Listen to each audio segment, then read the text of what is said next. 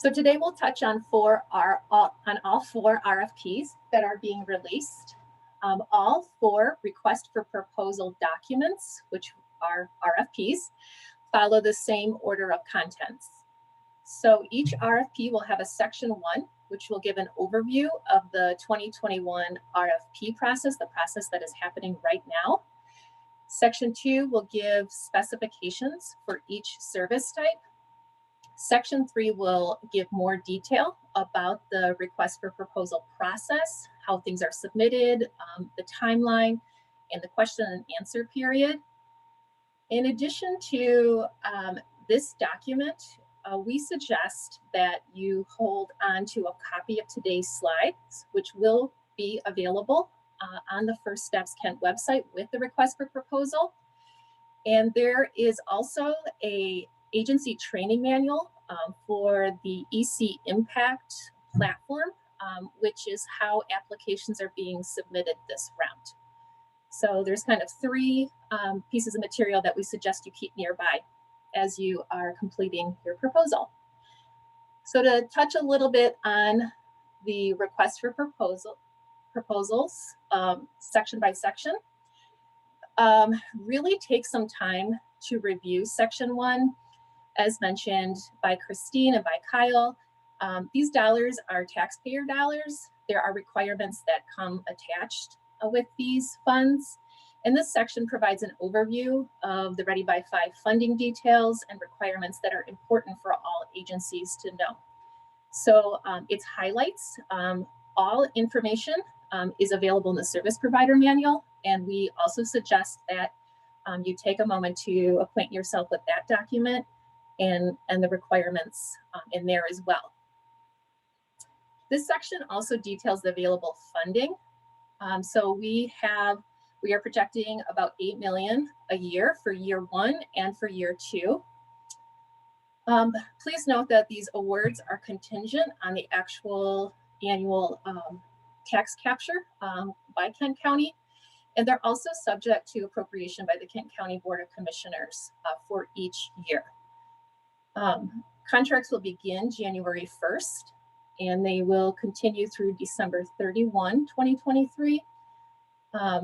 Agencies that are awarded funds will provide an implementation timeline during the contracting process. And the expectation is that this timeline would begin January 1, 2022.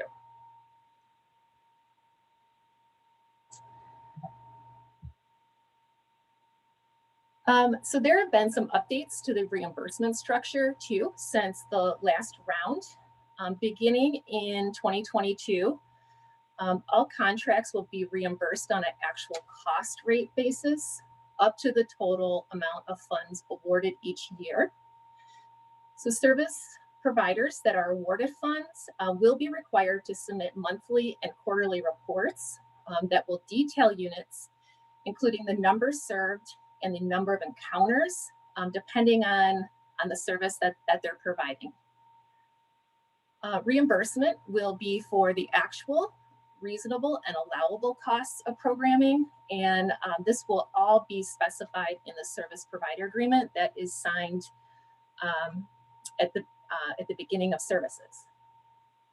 We also want to mention that select services will be eligible for additional performance-based payments.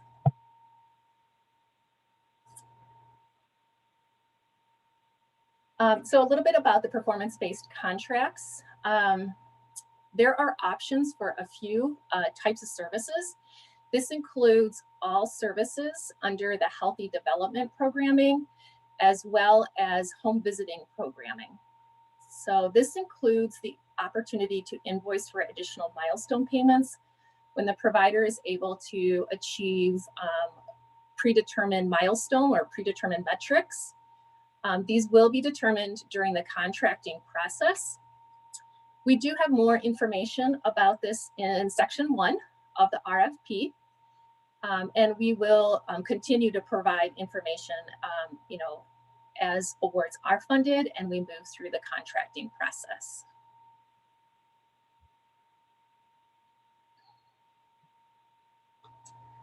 So a little bit more about how performance will be tracked. As we mentioned, beginning in 2022, unit rates will not be used to invoice for funds, but partners will still be required to track and submit unit information. So these units provide documentation of services that they're being provided as stated under each contract awarded, and will show the monthly performance of each contract. So they will include the actual number of children being served and the number of encounters. So these units are important because they show that individuals served are receiving an impactful level of service. And I also just want to mention again that we will work with agencies to determine the number of units through the contracting process. So don't get too hung up on the number. We'll talk a little bit about the encounter type a little bit later though.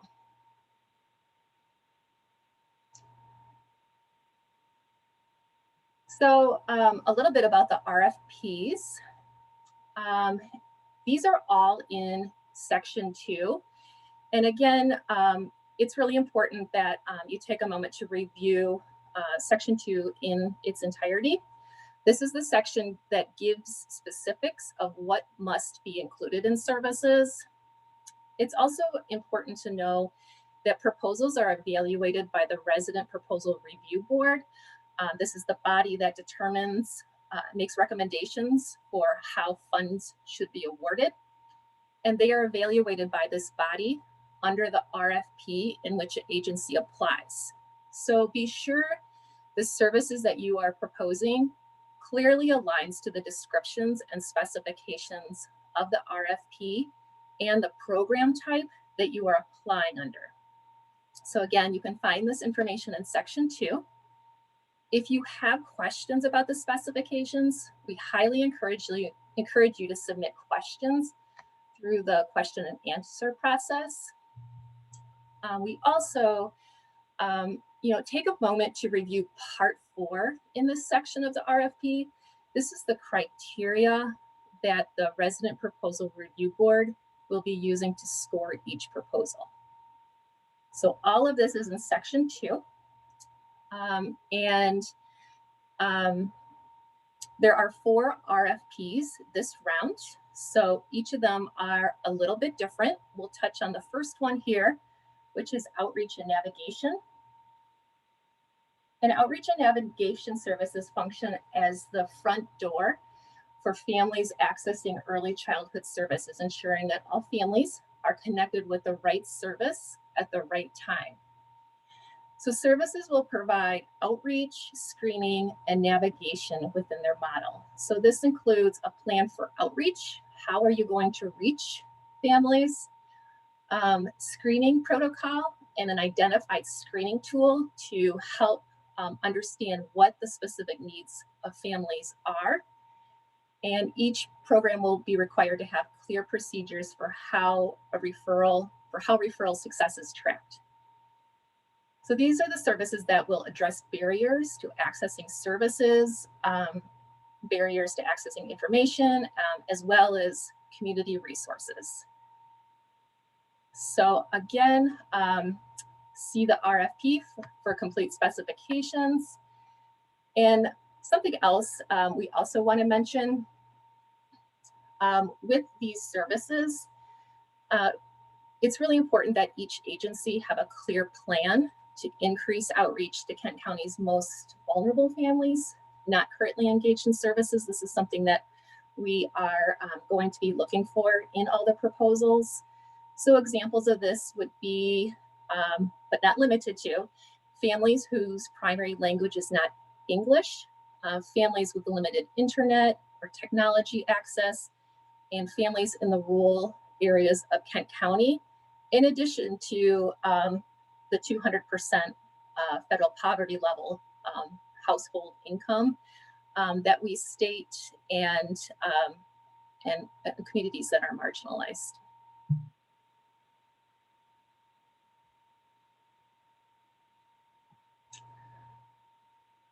So as proposals are developed, we suggest that you check out the Kent County Ready by 5 Early Childhood Millage 2021 Opportunities Assessment. Here we have the first iteration of mapping that shows where Ready by 5 services are successful with reach and where there are opportunities for each service. So the first map in all of the slides that I'm about to show you show where children in households, children under the age of 6 in households with 200% federal poverty level income or below. It shows where the concentration is, and this indicates where our families with the most needs are likely residing. So there are additional maps in the report that may offer additional insights, and there's a lot of statistics and other information as well that might be helpful. So we ask that you consider this information as you develop the narrative for how your service will fill a need in Kent County. So getting into the second RFP, RFP number 2 is Healthy Development Programming. And there are 3 distinct program types that agencies may apply under. The first one being healthy, expectant, and new parents, developmental and social emotional screening and connection, and healthy and safe home environment. So we're looking for models that have evidence behind their practice. We also want to note that home visiting programming will not be considered under this specific RFP. And again, all specifications for the 3 distinct programs can be found in section 2. Again, please be sure your model aligns with the indicators and specifications of the program type you are applying under. And a few things to note about healthy development. We are requiring that all programs implement ages and stages questionnaire screening. And something else to note about the healthy and safe home programming, the environmental, that's really focused on a child living in a safe environment. We recognize that that service is very specialized and may likely not be set up to offer linkages to the broad availability of programs and resources. So programs applying in this area must describe how they will promote and link families to outreach navigation services.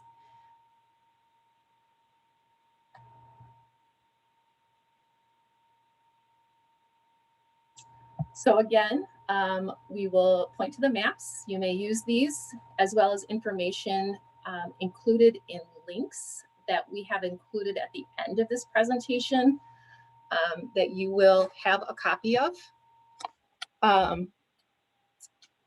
So please use this information to determine how services might be targeted to reach the families having more needs or services or areas of the county where services are less available.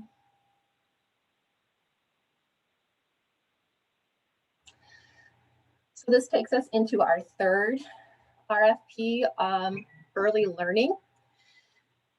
So there are 2 distinct program types to apply under, play and learn community programming. And then there's a new area of early learning, early literacy and learning. So in addition to programming, providers will link families to information about countywide literacy initiatives. And also similar to the Healthy Homes, we recognize that this programming is more specialized, and we are really encouraging and asking that programs promote and link families to the broader outreach and navigation services to connect with developmental screenings and to make sure that all of families' needs are met if they are not able to be met by the program.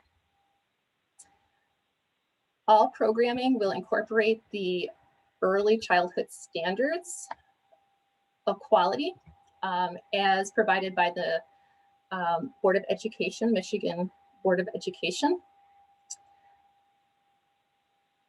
And to be clear, we are not expecting programs to specifically evaluate their program effectiveness according to these early childhood standards, but to be able to describe how the evidence behind the proposed model supports one or more of the standards.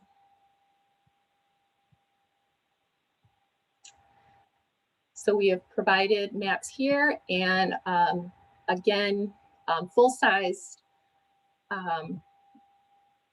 full-page sized maps are available in the report, which might be a little easier to read. Okay, so this takes us into the fourth and final RFP, which is Parent Education and Support. So agencies may apply under one of two types of programming. Here we have our home visiting programming, which is the evidence and informed models that are recognized as home visiting models. And then we have another new area we're calling child safety initiatives. This initiative will fund agencies providing information with specific material support, specifically cribs and car seats, when families cannot access products that ensure their child's safety due to considerable financial constraints. So these are the programs that really get at the idea that parents hold the key to their child's success and will ensure parents have access to information and resources, as well as connection with community resources to support parents.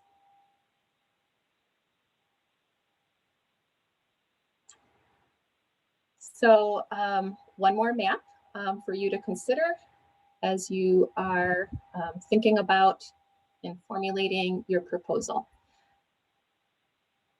And with that, I am going to kick it back over to Kyle, who will take us into section 3 of the RFP.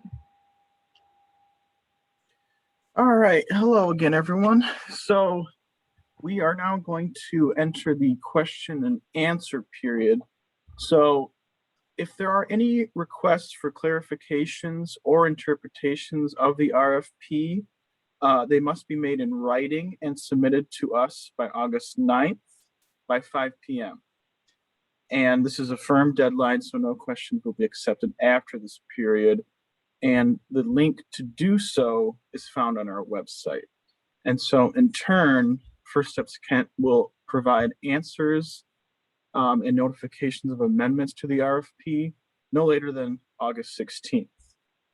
And a really important item to note is that it is the respondent's sole responsibility to monitor all inquiries. And this includes inquiries by other agencies and then also items published by First Steps Kent, so you can be properly prepared to submit a fully realized submission. So just please pay attention to that, and also feel free to use this Q&A process we have for interpreting the RFP, or if you need some clarification. So next slide, please. Which brings us to the timeline. And so just a quick note, this is subject to change, just, you know, if unforeseen circumstances come our way. But right now, our timeline is, right now, July 14th and 15th, we're in our virtual pre-proposal conference. So we're having one this morning and then one tomorrow as well. It's the same pre-conference. So no need to come again. It's just the same material. So, and then also today, the RFP is posted on our website. So the process is open. August 9th, like I said, is when that question and answer period ends at 5 p.m. And then we go to August 16th, where we will post all the answers and amendments to the RFPs that we have found so far. Then the big deadline for everyone is August 27th. So that is when the proposal deadline comes, and that is a firm 1 p.m.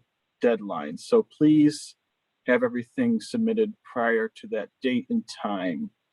And so after the deadline, will take a few weeks, and the Ready by 5 Resident Proposal Review Board allocation meeting starts September 21st through the 24th. And so that's when the proposals will be reviewed by the Proposal Review Board. And then the first week of October, agencies will receive their initial award letters. And so after the initial award letters are sent in the first week of November, and this is, once it's approved by the Kent County Board of Commissioners, the awards are announced. And following that, the new Ready by 5 Childhood Millage awardees will have an orientation, so they can be, more familiarized with what they received and their award and processes and all that good stuff. And then that brings us to the start of next year. So January 1st, 2021, our contracts begin for this round of funding. So that's a quick timeline overview for everyone. So print this off, put it on your desk, and make sure to follow all the timelines so you're up to date. So I think that's all for this slide. And I'll hand it off to the next presenter. Thanks, Kyle. Hi, everybody. So it is exciting to share that we are an online platform. As we mentioned, it's called EC Impact. And if you could go to the next slide, Heather. Some of you may be familiar with this platform. I understand if you've applied for United Way funds, as it is a platform that I know our local United Way also uses. So this may be familiar to some of you, but just a couple of things to point out. All agencies need to sign in as a new agency. So you're going to register. It's a very simple process. And First Steps will provide a step-by-step manual, the EC Impact training manual with the instructions. And also please note, refer to these slides again as you're completing the proposal. Have it next to you or have it up on another screen as you're going through everything. So it'll be nice to just go back to some of these slides and familiarize yourself if you haven't been on this platform before. So please note that there needs to be one primary contact for every proposing agency. So each individual or each organization will create their register in the portal, and also please have your EIN number for your agency ready to go. So you just copy and paste that as you set up your profile. And so on your right-hand side on the slide, this is going to look familiar to you when you go onto our website, because we'll also have a link from the First Steps Kent website where you'll able to access the EC Impact login. And as I noted earlier, I just want to stress this again, the primary contact will be the main person that First Steps Kent will engage with, especially, and I'll go into this in the next slide, when the Resident Proposal Review Board meets. But first, let's look at the snapshot of the navigation of the system in this next slide. Okay, so again, you'll see this in the training manual, but I just want to point out, you're going to lean on that left-hand side navigation panel. On the top box, I know it might be hard to see it now, but when you refer to the slides and you go online, it has your agency, it's going to be your home, your profile, your way of contacts, entering your statements, and all of that on that top box. The bottom box below it, that's where you're going to find the links for your LOI and the application for these RFPs. So those are the links that you're going to lean on. And a helpful shortcut as another navigation tool is on the right-hand side of the portal. You see there, it's really small, but it says switch forms, and it's a button that will trigger a panel that comes out, and it helps you also navigate through the application. So just know that there are ways on the left-hand side and the right-hand side of the portal that will get you to the documents that you need to complete. And then on the next slide, just a closer look at that top box that I was talking about. Please remember that First Steps Kent, when the Resident Proposal Review Board meets that September 21st, 24th week, if they have any questions about your proposal, if they need any clarification regarding some of the answers that you've submitted, we will reach out by email to that primary contact.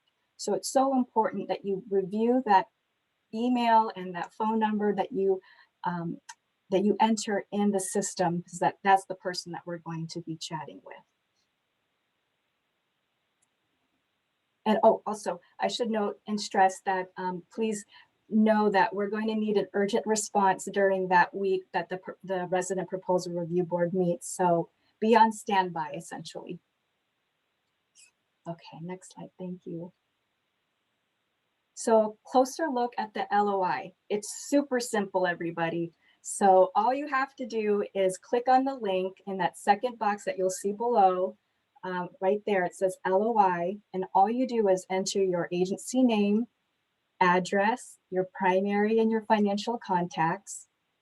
And for any additional program proposal, so for example, if you are an agency that's submitting multiple applications or multiple RFPs, sorry, you'll be able to select the program proposal name, your service type.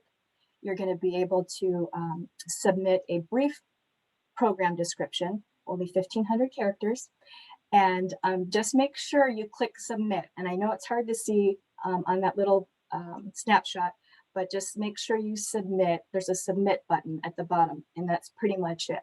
So please remember, LOIs are due on August 6th at 5 p.m. And last, did I get it? Oh, and now I'll hand it to Heather. Thanks.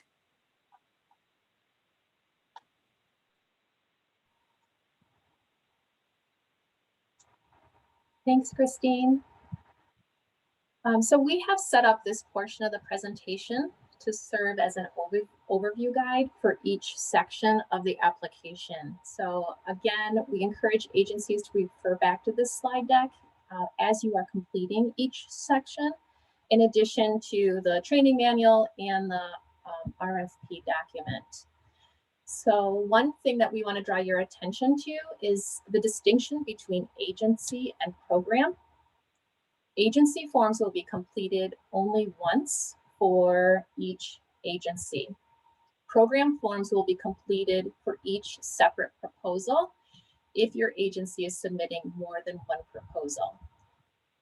So when you log into the application page, you will see this dashboard that's down towards the bottom right. You'll see this dashboard that will give the status of each section. So all information entered in each section will automatically save, and you will have the option to save your work and move between sections using that shortcut that Christine introduced on the first slide. Our suggestion is that you do not select the Save My Work and Mark as Completed link. You will see a couple of options: Save My Work and go back to the previous page, and you will see Save My Work and Mark as Completed. We suggest that you do not select that link until all forms have been completed. This will allow you to go back and change things if you need to as you complete the application process. So wait until everything is complete. You have a chance to double check it and then mark each section as completed before you submit.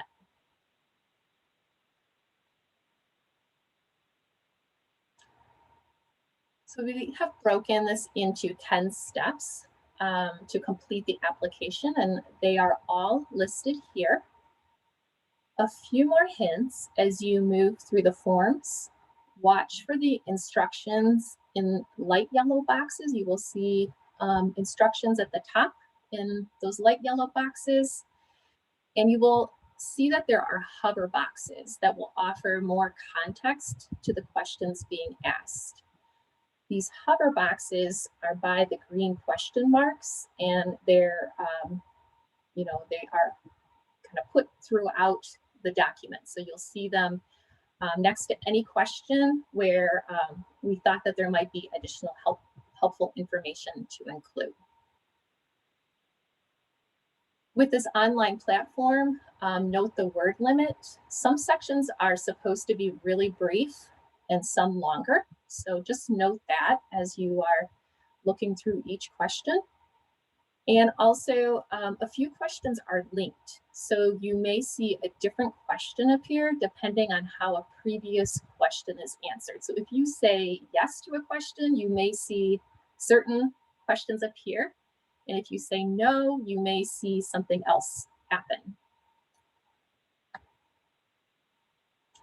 So getting into the steps, step 1 is completing the letter of intent that Christine reviewed in the earlier slide.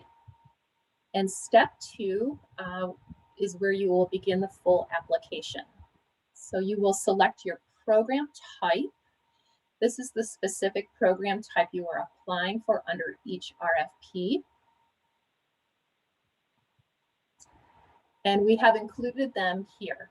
So you will only select one program type, which is on the right-hand side for each proposal submitted.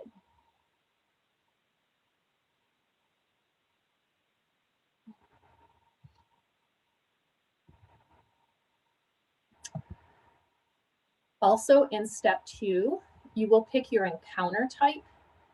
Encounter types have been standardized beginning in 2021. So as we mentioned, these will not be connected to invoicing, but these units will provide documentation of services being provided under each contract awarded. So you are only selecting your encounter type at this time, and you can only select one at this time. If awarded, the number of encounter units will be confirmed. And if there's an issue where you need to have multiple encounter types, we will work through those details through the contracting process. And First Steps Kent will be able to offer support in developing those at that time.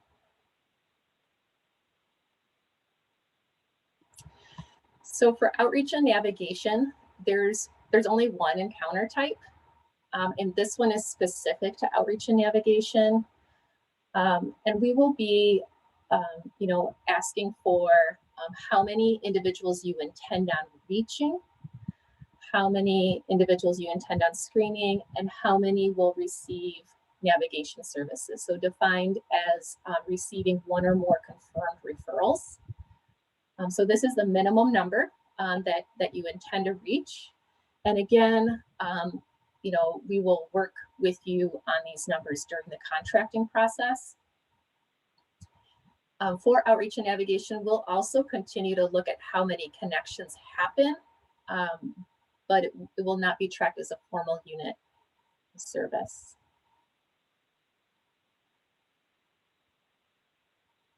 For all other services, so services that are falling in healthy development, parent education and support, as well as early learning, there's two types. There are group services.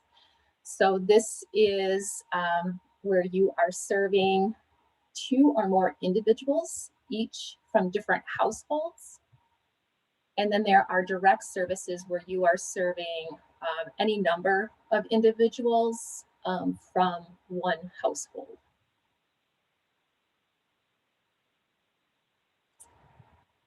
There is an indirect service encounter type as well.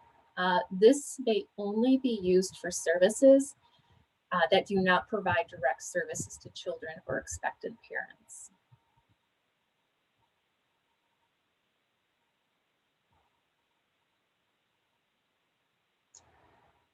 So also part of that step 2, this is the narrative section. So you will have a chance to share how much you are requesting. You'll have the opportunity to describe elements of your program, tell us about the evidence behind your proposed program, how you will get your organization, how you will ensure referrals, to your programming. Tell us about the gap that you're serving here in Kent County. Define who will be served, and there will be some additional questions based on the program type and how you answer questions.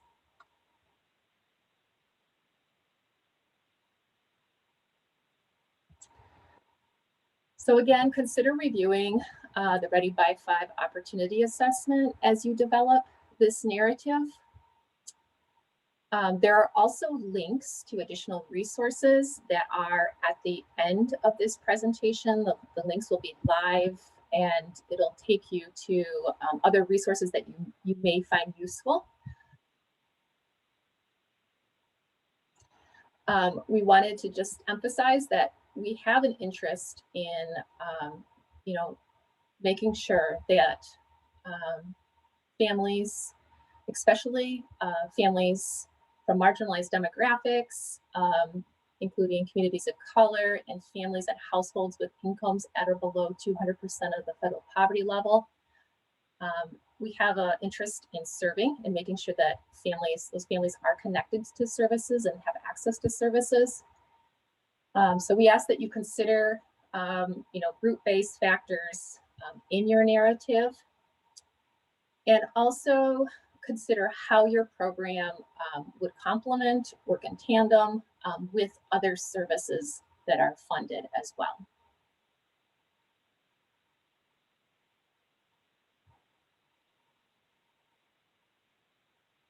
So this takes us into step 3. As you are developing your proposal, carefully review the following slides to learn how to determine this number. So we're asking for this information to be provided in 6-month increments. So this is the minimal number that you will be serving, and your count will begin at 0, and you will continue to count through the 2-year period. So we have an example here towards the bottom of the slide where we see the first 6 months, 20 children are enrolled.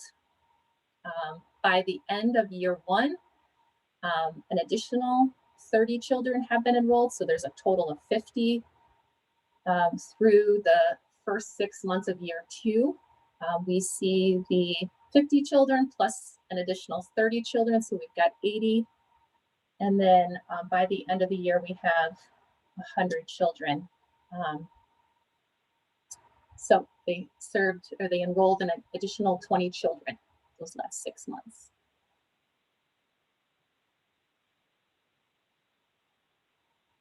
So something else to consider as well, we get the question, what if there's more than one child in a family served? So based on the encounter type selected, these children will be counted differently.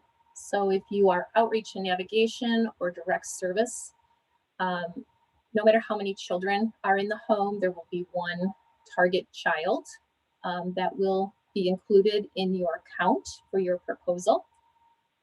For group encounters, it can be as many children from one house as actually included. And for 15-minute unit indirect, we can't use that that encounter type for direct services, so it's not applicable. So something else to note, don't count parents and children from the same family in your count. So we either are serving expectant moms or we're serving their children, and we're not serving both of them. So include either one or the other in your counts.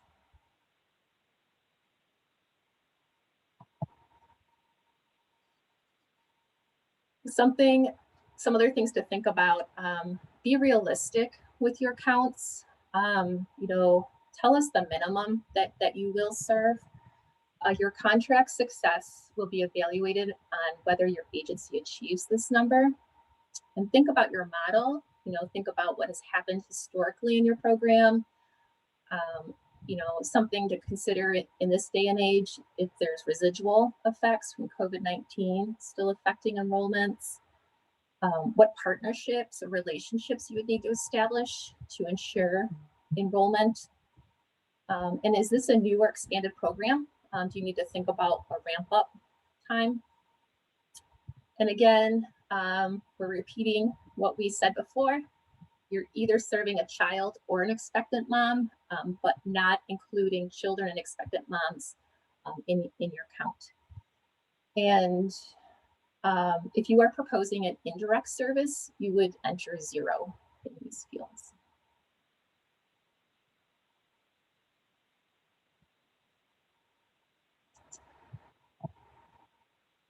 So that moves us into step 4. And beginning in 2021, a third-party evaluation of Ready by 5 will begin. So these indicators will link each program to this evaluation. So agencies applying will propose programming to address one of the Ready by 5 results indicators. If there is not a results indicator that aligns to your program at all, you may propose an indicator, but research-based evidence will need to be sourced with this proposed indicator, and there is space in the application to provide that. In the application, we thought it'd be helpful, you will only be allowed to select from the indicators that are related to your designated program type. So those will auto-populate based on your program type selected. And these are available in section 2 of the RFP. We list all of them out.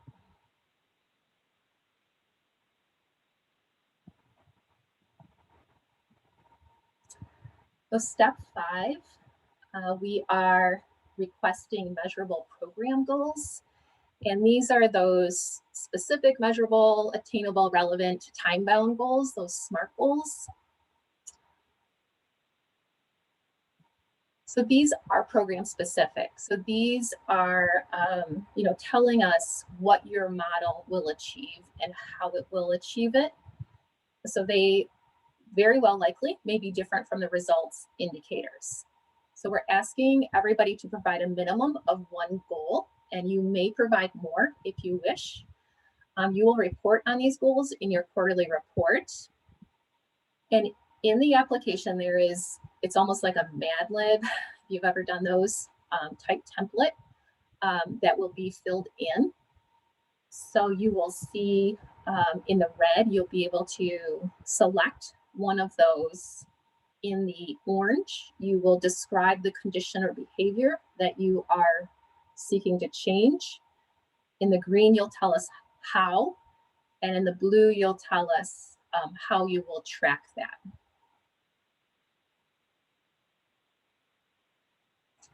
So a few examples of goals for each service type. An example would be a program will increase the number of families reporting positive parenting practices through families completing 12 home visits annually, and will be tracked by families completing the Piccolo tool, which is a type of screening assessment tool. Another example is this program will increase the number of parents reporting that they are reading out loud at least 20 minutes per day to their child by having pediatricians speak to parents about the importance of reading during pediatrician visits, and will be tracked by the number of caregivers reporting a change in behavior during the annual caregiver survey. And a third one that we thought we would share is this program will increase the number of mothers attending their 6-week postpartum visit by connecting all mothers without an appointment at birth to a medical home, and will be tracked by the number of clients self-reporting the completion of the postpartum visit.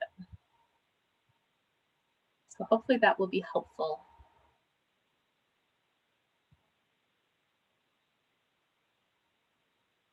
Section 6 takes us into partnerships.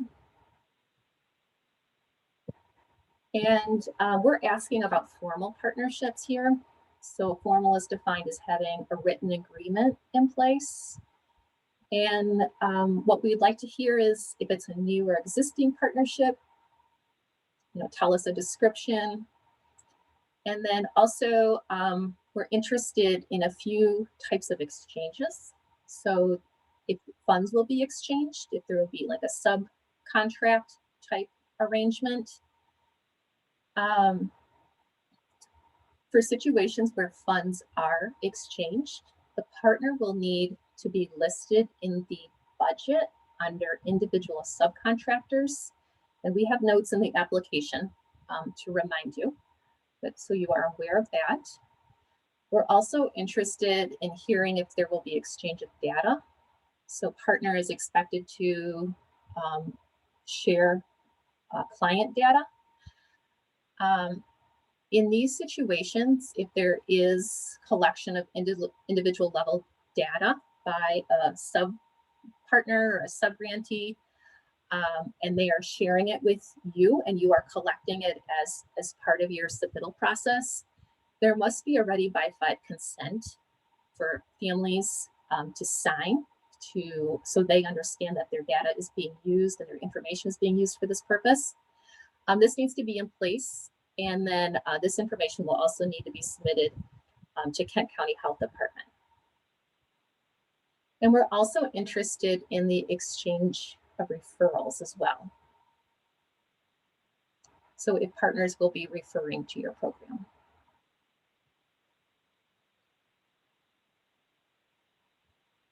Step 7 takes us into staff positions. These are all positions that will be funded by Ready by 5. So it's a position title, the percent of the FTE that will be funded, the new or current position, tell us, a brief description, and also what you expect wages, including fringe and, FICA would be for each title. And again, this will connect to your budget. So each of these will be itemized under the appropriate section in your budget section.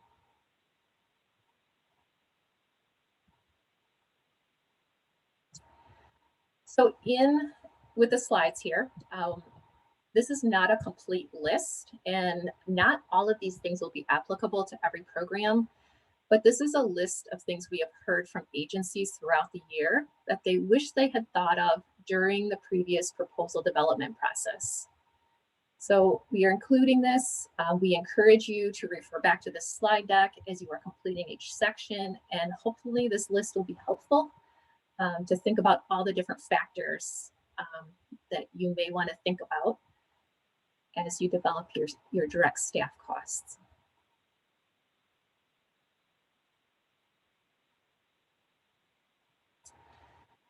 There's direct staff costs. Those are the members of your team that are directly providing the services, and there will be indirect costs as well. So things that you would include in your indirect staff costs would be your financial, leadership, marketing, communications. One thing that we want to point out is your data support time. If you are not familiar with the data submission requirements, we recommend that you take a moment to review these to be sure that you include adequate support time in your budget. So information is available in section 1 of the RFP, as well as the service provider manual. The other thing we want to mention is if you are including your president, executive director, CEO, your executive leadership time, their time may be included if their time is specifically dedicated to program activities.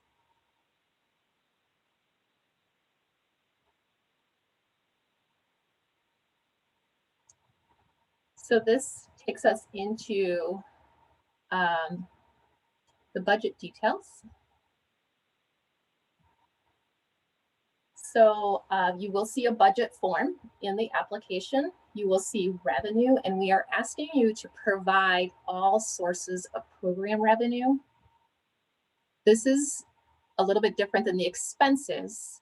For the expenses, we are asking only for the expenses that will be that your Ready by 5 requested funds will be spent on. As we mentioned, your FTEs must be itemized in the budget, and your cost for each position must be included in the budget for each position. We also just want to draw your attention to the cost sharing and donation requirements. These are different depending on the program type that you're applying for, at least the cost sharing is. So please become familiar with those.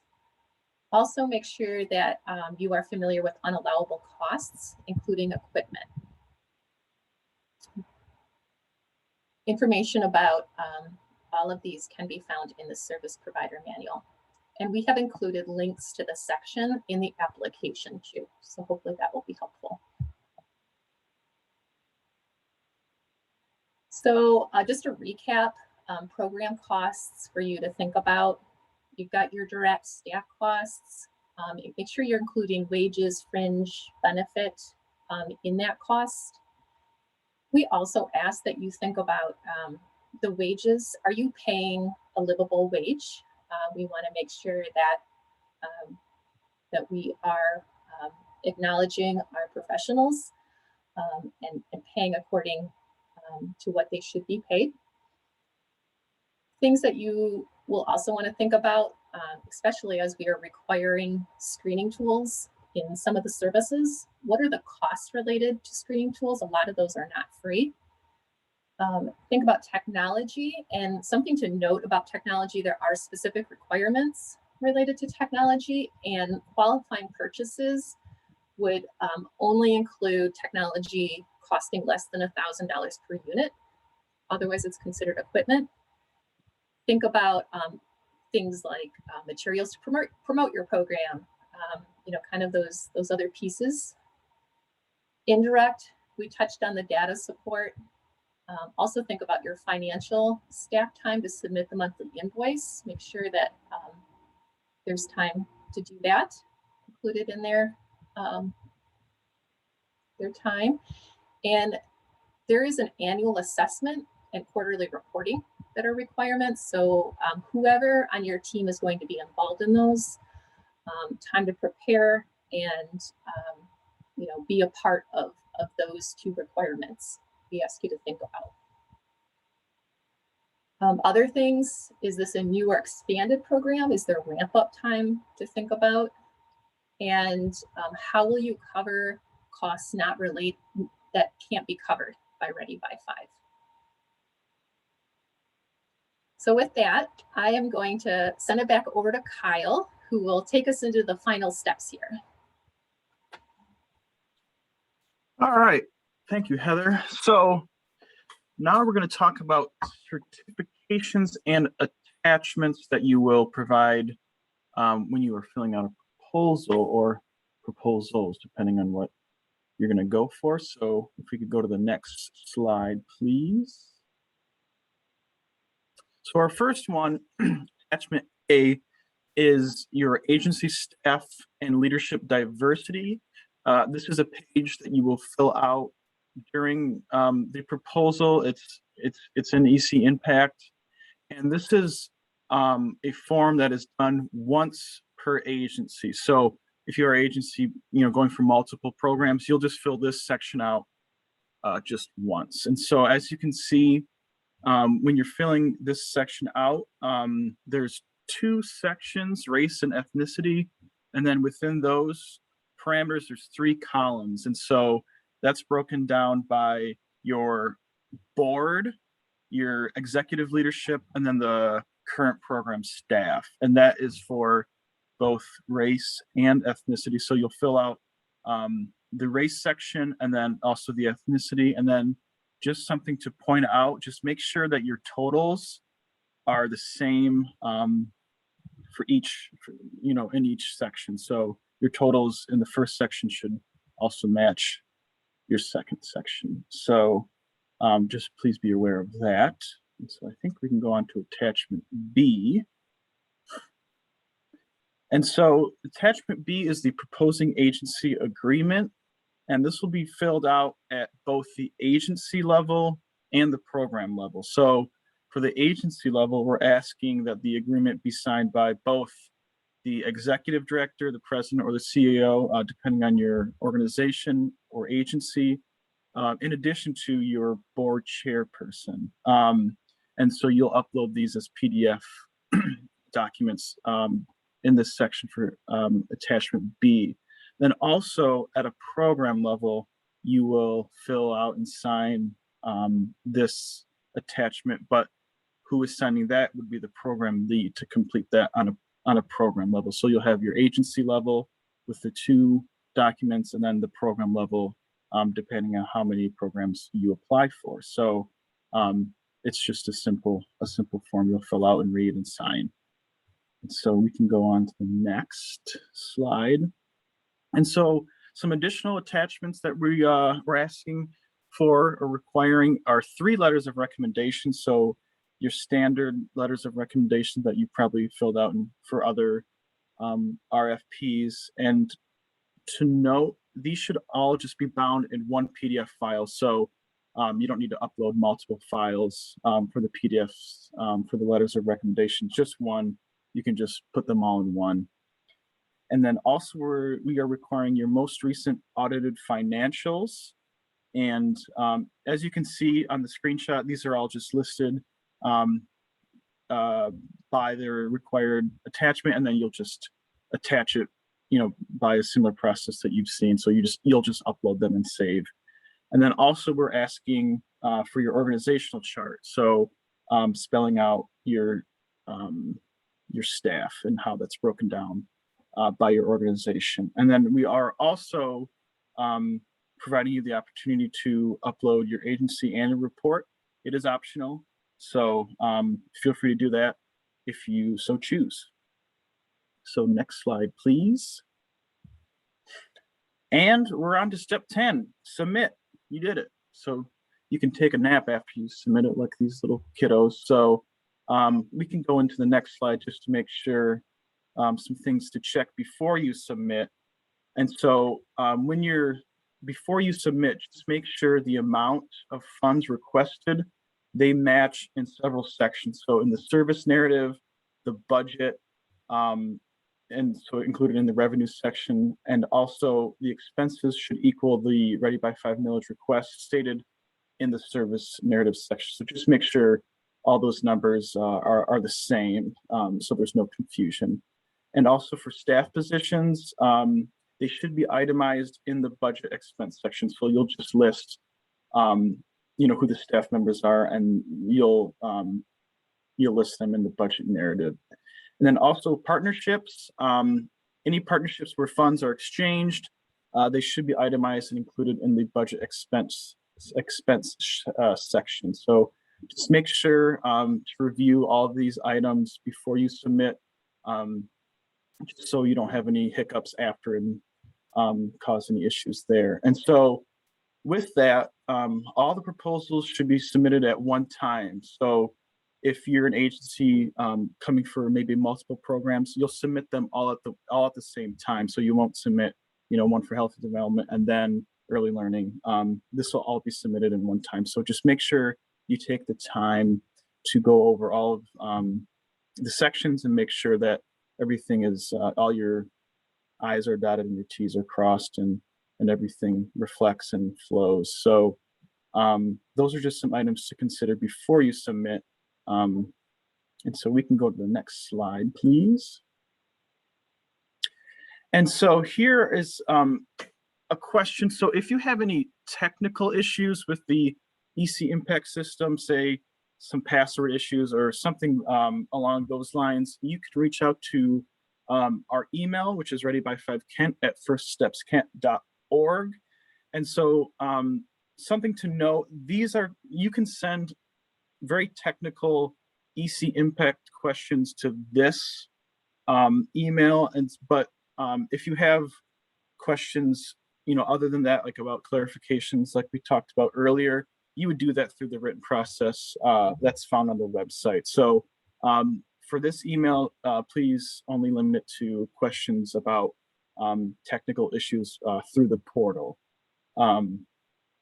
And so that's just something to keep in mind if you're having some issues with the portal. So I think that brings us to the next slide and to our next presenter. Thanks, Kyle. So just a couple of pieces of information that we want to share with you. In the next slide, you'll see a glossary, something to just note when you're completing your RFP.